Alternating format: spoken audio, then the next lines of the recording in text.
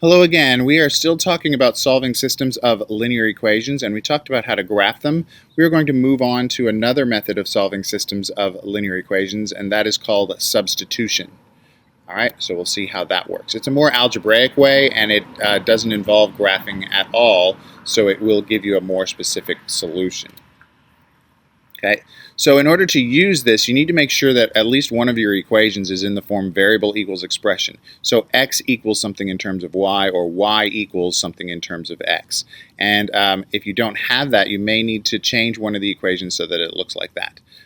Just by adding and subtracting things from both sides, or multiplying and dividing both sides by something, just to make it look like that, so that you can use the method of substitution.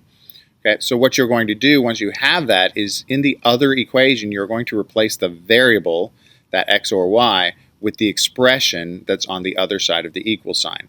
And so what's going to happen is one of your variables is just going to go away, and you're going to have an equation that has only one variable in it, and we can solve those.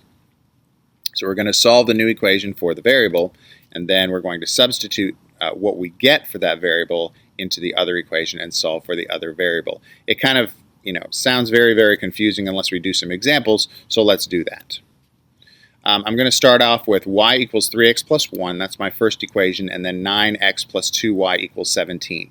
Well, if you look at the first equation, it has exactly what I'm looking for. A letter equals some expression that has the other letter in it, so y equals 3x plus 1. I need that. If I didn't have that, then I would have to do some algebraic manipulation to make that happen.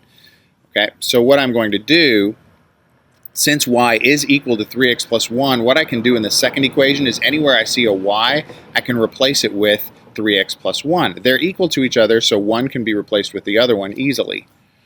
Okay, so instead of writing 9x plus 2y equals 17, I can write 9x plus 2 times 3x plus 1 equals 17. And notice what happens when I do that substitution. The only letter that I have in this equation is the x.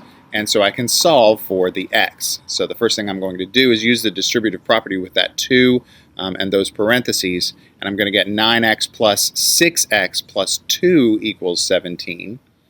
Then I can simplify the left-hand side because all of my x's are over there.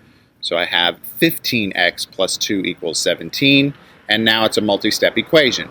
I will add negative 2 to both sides to get rid of that plus 2, and I will get 15x equals 15. And now all I need to do is divide both sides by 15, and I get x equals 1. So I have half of my solution to this system of equations. I have the x coordinate. And so what I can do is I can take that x, and I can replace x with 1 in either one of the two equations that I started with.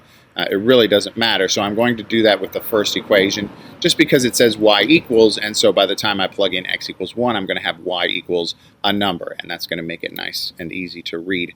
So y equals 3 times x plus 1 becomes y equals 3 times 1 plus 1, or y equals 4.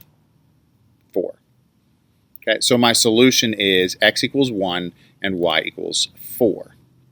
And I can write it as coordinates like that. Okay, so here's some more examples.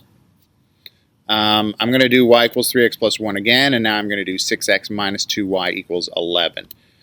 Okay, so since y equals 3x plus 1, I can replace y with 3x plus 1 just like I did in the last example. So instead of the second equation being 6x minus 2y equals 11, it is 6x minus 2 times 3x plus 1 equals 11.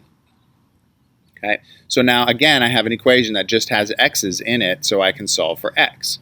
So I use the distributive property with that negative 2 and that set of parentheses, and I get 6x minus 2 equals 11. And notice what happens if I simplify the left side. I get no x's. My 6x and my minus 6x disappear, and I've got negative 2 equals 11. Well, negative 2 never equals 11. Negative 2 always equals negative 2. So this statement has no variable, and it's always false. So there's no solution to this system of equations. Okay, let's look at a last one. Y equals 3x plus 1, and 9x minus 3y equals negative 3. Again, y equals 3x plus 1, so I'm going to replace every y in the second equation with 3x plus 1. And here's what it's going to look like. Instead of being 9x minus 3y equals negative 3, it's going to be 9x minus 3 times 3x plus 1 equals negative 3. All right, so now again I've got an equation. It's just got x's in it, so I can solve for x. First I'm going to use distributive property, so it becomes 9x minus 3 equals negative 3. And so if I simplify the left-hand side, I get negative 3 equals negative 3. All right, so what that means is negative 3 is equal to negative 3. That's always true. And there's no variable in it. So what that means is there's infinitely many solutions. Any x and y that is a solution to the first equation is also a solution to the second equation. All right, so here's a real-world example. Okay, I'm thinking of two numbers that add up to 10. The second number is triple or 3 times the first. So what are the two numbers?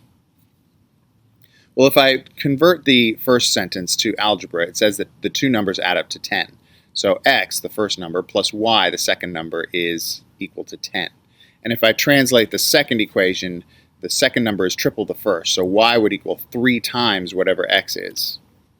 Okay, and so I've got what I need for substitution. I have one equation that says y equals something or x equals something. In this case, it's y equals 3x. Which means in the other equation, I can replace every y with the expression 3x. So instead of x plus y equals 10, it is x plus 3x equals 10. And if I simplify the left-hand side, I get 4x equals 10. And then I just need to solve that for x by dividing both sides by 4. And I get that x is 2.5. Now I just need to figure out what y is going to be equal to, and I do that by replacing x with 2.5 in either equation. It really doesn't matter.